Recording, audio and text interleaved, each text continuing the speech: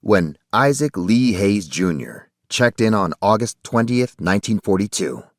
America was not yet a year into the pith of World War II, in which black soldiers had to fight with segregated troops, and soul was something only spoken about in church or around the dinner table in prayers for deliverance.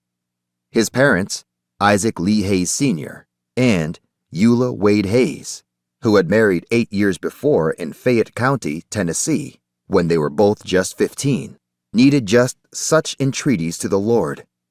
They lived in Covington for long months under the molten southern sun, entombed in a near lifeless expanse of rolling fields, where black sharecroppers, as had the slaves they had descended from, worked to exhaustion picking cotton. Isaac Hayes Sr. was better off than most residents there, owning a small farm. As his son would recall years later, "I was born on that farm. There was no doctor, just a midwife. The first thing I remember was that there were about 400 chickens on the farm."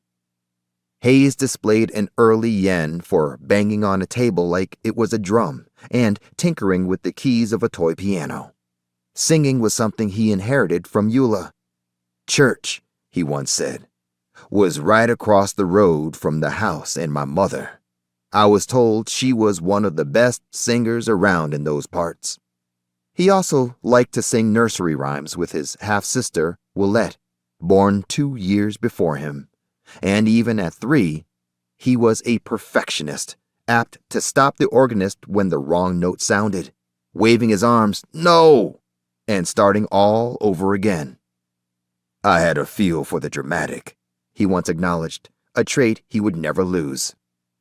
Isaac Sr. was a common church-going man with little sense of responsibility, and Eula was a small woman with severe mental health issues who needed to be institutionalized in a hospital ward in Hardman County, Tennessee. There, she suffered a physical and mental breakdown, and on January 17, 1944, with Ike only a year and a half old, died in the hospital of causes unknown, whereupon Ike Sr. apparently saw no reason to stick around for his children.